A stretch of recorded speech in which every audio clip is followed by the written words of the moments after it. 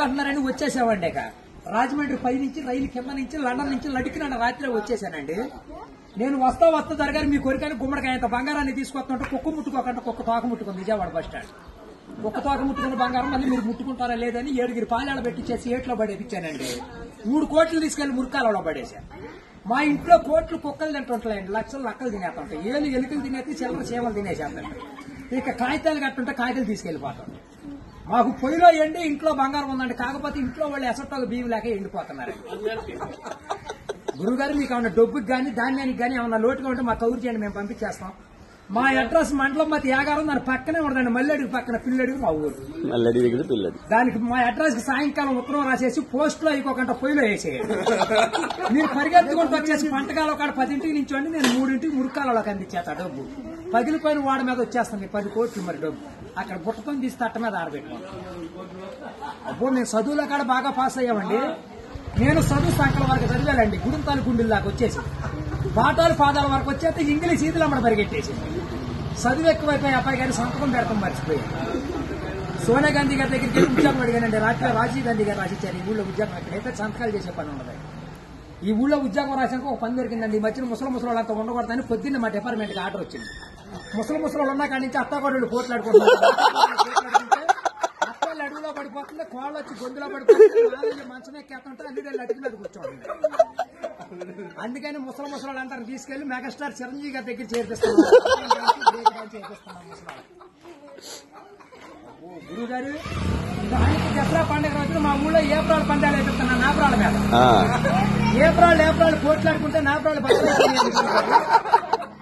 ఇప్పుడు సమరాత్రి గారు వెళ్ళి సౌండ్ చేస్తుంటే, మునసూపు గారు వెళ్ళి ముడేస్తుంటే, కర్ణం గారు వెళ్ళి కాగితాలు రాస్తుంటే, ప్రెసిడెంట్ గారు వెళ్ళి పెళ్లి చేసేస్తున్నారు. ఇప్పుడు ఆ పెళ్లి భోజనాలకు ఎక్కించుకురమ్మని మా ఇయ్యంకుల వారు ఊపిలేని విమానాన్ని పంపించారండి. విమానానికి ఊరు చివరికి వచ్చాక ఊపిరి ఎక్కిపోయి కృష్ణానదిలో పడిపోయింది. నేను వచ్చి మీ బాజార్లో పడిపోయింది. ఇవాళ ఛార్జీకి మీరు 500-600 ఇచ్చారంటే ఛార్జీ డబ్బులు పెట్టుకుని వెళ్ళి కాకినాడ వెళ్ళి కాఫీ తాగి అక్కడ మీ పేరు పేపర్లో వేసేస్తారు. ఈసారి గారు ఇప్పుడు రాబోయే కాలానికి కాబోయే సీఎం గారు మీ పేరు పేపర్లో వేయించేస్తానండి. ఈనాడు పేపర్లో వేయించానంటే ఆంధ్ర జ్యోతులు అక్షరాలు లేకుండా వచ్చేస్తాను.